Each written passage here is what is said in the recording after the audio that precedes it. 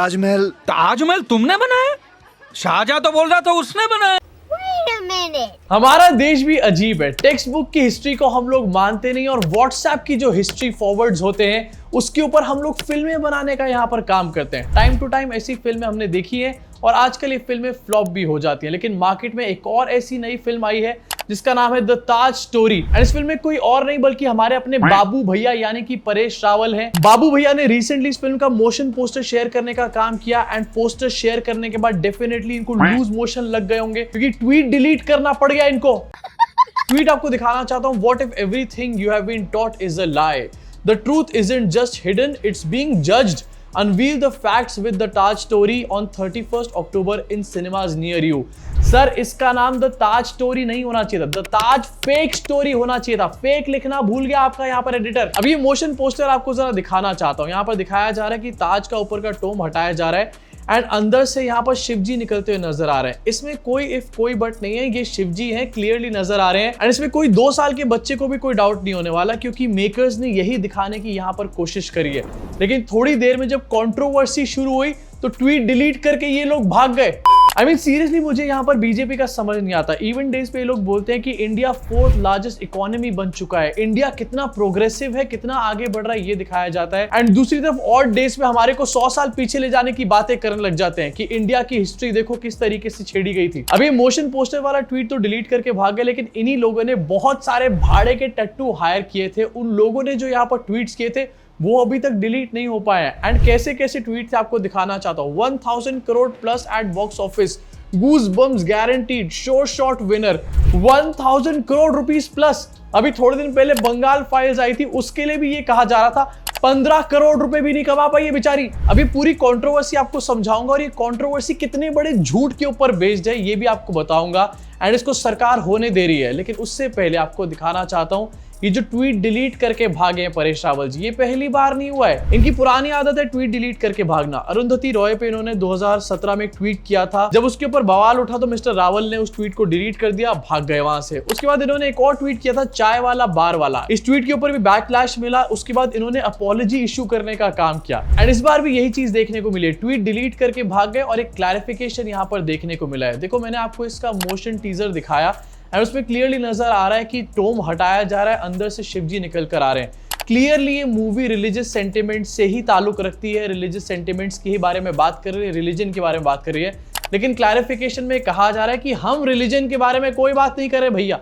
The makers of this film the Taj story clarifies that the movie does not deal with any religious matters, nor does it claim that Shiv temple resides within the Taj Mahal. It focuses solely on historical facts. We would kindly request you to watch the film and form your own opinion. Tomb हटा के अंदर से शिवजी निकल कर आ रहे हैं, लेकिन शिवजी से इस मूवी का कोई रिलेशन नहीं है, शिव टेम्पल से इस मूवी का कोई रिलेशन नहीं है। तो शिवजी निकल करके क्यों आ रहे हैं आखिरकार? पहले ये मूवी देखो, उसके बाद खुद ही इसको जज करना। मतलब पहले यहाँ पर खुद ही चिंगारी छेड़ने का काम किया गया ऐसा मोशन टीजर बना के। उसके बाद जब लोगों ने हल्ला मचाया तो ये कह रहे हैं कि नहीं नहीं इसका तो इससे कोई लेना देना ही नहीं है, पहले मूवी तो देख लो। अब यहां तक इनकी बात है, फिर भी कोई मान ले, कोई समझ ले, लेकिन 5 दिन पहले का बाबू भैया का एक और ट्वीट जो कि डिलीट करना भूल गए, जिसकी वजह से सारी स्क्रिप्ट यहां पर खराब हो गई बाबू भैया की। एंड आपको ट्वीट दिखाना चाहता हूं। इस ट्वीट में ग्राफिक शेयर किया गया था जिसमें लिखा गया था कि क्या वाकई ताजमहल शाहजहां ने बनवाया था या ... मतलब मोशन पोस्टर में क्लियरली शिवजी निकलते हुए सामने आ रहे हैं। एक और ट्वीट जिसमें लिखा हुआ है क्या ये शाहजहां ने बनवाया था या फिर ... इससे क्लियर हो रहा है कि इनकी इंटेंशंस क्या है, ये बोलना क्या चाहते हैं, लेकिन नहीं। क्लैरिफिकेशन में कहा गया कि रिलीजियस मैटर से इसका कोई लेना देना नहीं है। अरे भैया अगर इसका रिलीजियस मैटर से लेना देना नहीं है तो मोदी जी का झूठ से कुछ भी लेना देना नहीं है। इनफैक्ट बीजेपी का आईटी सेल अभी से इस फिल्म को प्रमोट करने के लिए तुला हुआ है एंड ताजमहल की सच्चाइयों के बारे में बात कर रहे हैं। लेकिन ये बात परेश रावल समझ लें कि बीजेपी आईटी सेल ने बंगाल फाइल्स को भी प्रमोट किया था, उससे पहले वैक्सीन वॉर को भी प्रमोट किया था और अक्षय कुमार और कंगना रनौत की फिल्मों को तो ये करते ही रहते हैं। उसके बावजूद भी सब मिला के 100 करोड़ नहीं कमा पा रहे यहाँ पे। अब जरा सी इस कंट्रोवर्सी के बारे में बात करना चाहता हूँ एंड कितनी लॉजिकल फैक्ट्स के ऊपर ये बेस्ड हो सकती है, इसके बारे में भी जरा बात कर लेते हैं। सारा दूध का दूध पानी का पानी हो जाएगा। ये जो पूरी कंट्रोवर्सी है कि ताजमहल के नीचे एक शिव का मंदिर था, ये पूरी कंट्रोवर्सी स्टार्ट हुई थी पीएन ओक से। यस, पीएन ओक एक सेल्फ प्रोक्लेम्ड हिस्टोरियन थे। किसी ने इनको हिस्टोरियन का तमगा नहीं दिया था, खिताब नहीं दिया था। इन्होंने खुद को ही बहुत बड़ा हिस्टोरियन मान लिया था। इनफैक्ट इनके हिसाब से वेटिकन सिटी, काबा, वेस्टमिंस्टर एबे, ताजमहल, ये सब पहले हिंदू टेम्पल्स हुआ करते थे। अरे भैया, वेटिकन सिटी क्या, मैं तो कह रहा हूं यहाँ पर अंबानी और अडानी के घर को भी चेक कर लो, कोई कहीं उसके अंदर तो कोई हिंदू टेंपल नहीं था। इनफैक्ट ये बुढ़ऊ पीएन ओक इतना ज्यादा डिल्यूजनल था कि इसने एक पूरा इंस्टीट्यूट खोल रखा था, एंड इस इंस्टीट्यूट का यहाँ पर नाम था institute for rewriting Indian history. मतलब पूरा इंस्टीट्यूट बना दिया झूठ के बेसिस के ऊपर। अरे यार, ये इंस्टीट्यूट मोदी जी को बनाना चाहिए था, पीएन ओक ने बना दिया यहाँ पे। इसी बंदे ने यहाँ पर एक थ्योरी निकाली थी कि ये जो ताजमहल है, एक्चुअली में ताजमहल नहीं, ये तेजो महालय है, शिव जी का मंदिर था। एंड 4th सेंचुरी तक ये शिव जी का ही मंदिर हुआ करता था यहाँ पे।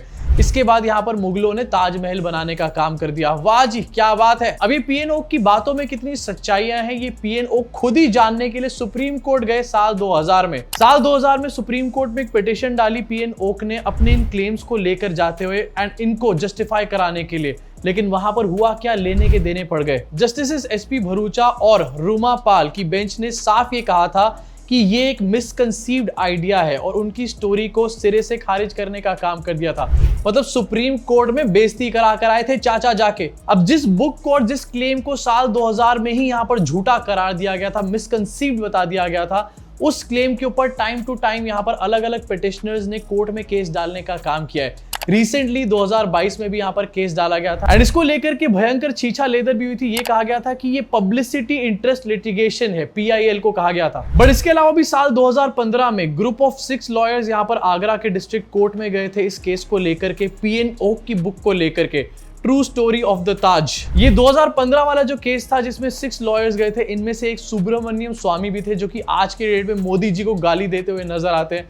भाई, इन लोगों का एक्चुअल में कोई बेस नहीं है, मैं बता रहा हूँ। इसके अलावा साल 2017 में भी एक और केस सामने आया जहां पर ये कहा गया कि ताजमहल एक्चुअली शिव जी का मंदिर है, एंड इसका एक्चुअल नाम अंगेश्वर महादेव टेम्पल है। मतलब कहीं पर तेजो महल है, कहीं पर अंगेश्वर महादेव टेम्पल, सब अलग अलग बातें यहाँ पर कर रहे हैं। इनफैक्ट आपको एक मैजिक दिखाना चाहता हूँ। साल 2017 वाला जो केस था, उसको लेकर जो उस टाइम पे कंट्रोवर्सी हुई थी, उस टाइम पर परेश रावल का एक ट्वीट जिसको ये डिलीट नहीं कर पाए थे, Taj Mahal symbol of love becomes the symbol of hate, stupid and unnecessary and sad and pathetic controversy. यानी कि उस टाइम पर इस कंट्रोवर्सी को सैड, पैथेटिक, अननेसेसरी बता रहे थे, एंड आज उसी कंट्रोवर्सी के ऊपर शायद ये फिल्म बनाने का काम कर रहे हैं। तालियां हो जाए बाबू भैया के लिए। एंड रीसेंट केस, जैसे मैंने आपको बताया, साल 2022 में यहाँ पर सामने आया, जहां पर कहा गया कि जो 22 दरवाजे हैं ताजमहल के अंदर, इनको खोलने का काम किया जाए।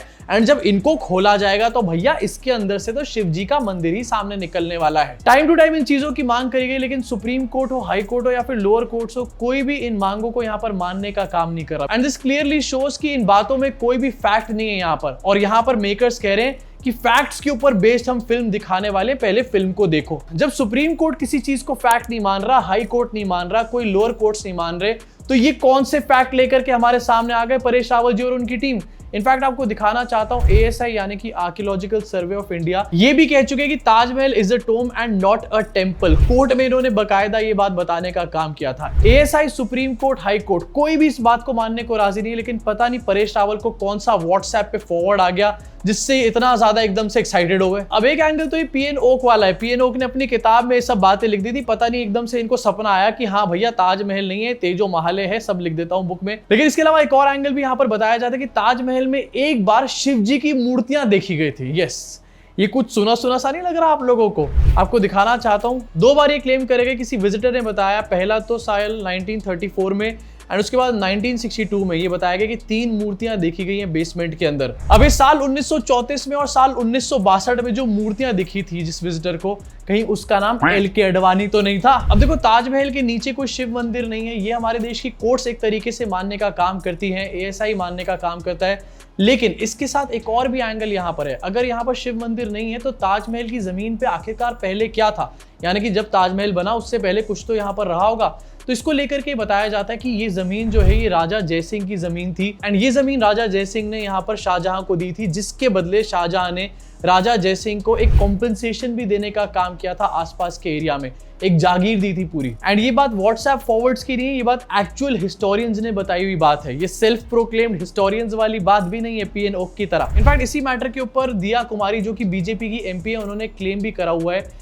कि ये रॉयल फैमिली की जमीन थी एंड उनके पास इसके पेपर्स भी अभी तक मौजूद है। अब ये जमीन अगर दिया कुमारी की फैमिली की थी, रॉयल फैमिली की थी और राजा जयसिंह ने यहाँ पर दी थी जैसे कि हिस्टोरियंस बता रहे हैं, तो ये शिव मंदिर वाली बात या फिर ये जो तेजो महाले वाला क्लेम है ये पूरी तरीके से फर्जी यहाँ पर साबित हो जाता है। हाँ, ये डेफिनेटली यहाँ पर हो सकता है कि राजा जयसिंह ने अपनी जमीन पे कोई शिव मंदिर बनवा रखा हो, लेकिन तेजो महाले या फिर महांकेश्वर टेम्पल इस तरीके की बातें जो है ये सिर्फ फर्जी क्लेम्स हैं और जनता को भटकाने के लिए हैं। आप किसी भी तरीके से वोट चोरी पे सवाल ना पूछो, आप महंगाई पे सवाल ना पूछो, आप यहाँ पर लद्दाख के ऊपर सवाल ना करो, इसलिए आपके सामने बार बार ऐसे मैटर रख दिए जाते हैं। इनफैक्ट इस टाइम पर ये लोग ये दिखा रहे हैं कि साइंटिफिक एविडेंसेस है कि ताजमहल वाज तेजो महल है। ताजमहल के ऊपर लोटस डेकोरेशन हो रखी है, ताजमहल के ऊपर एक ऑर्नामेंटल टर्मिनेटिंग पार्ट है, ताजमहल का जो डोम है वो अनियन डोम है, इसके अलावा छतरी भी है ताजमहल के ऊपर, आंख भी है, दुनिया जहान की चीजें यहाँ पर बताई जा रही हैं। ये हिंदू स्टाइल स्ट्रक्चर है,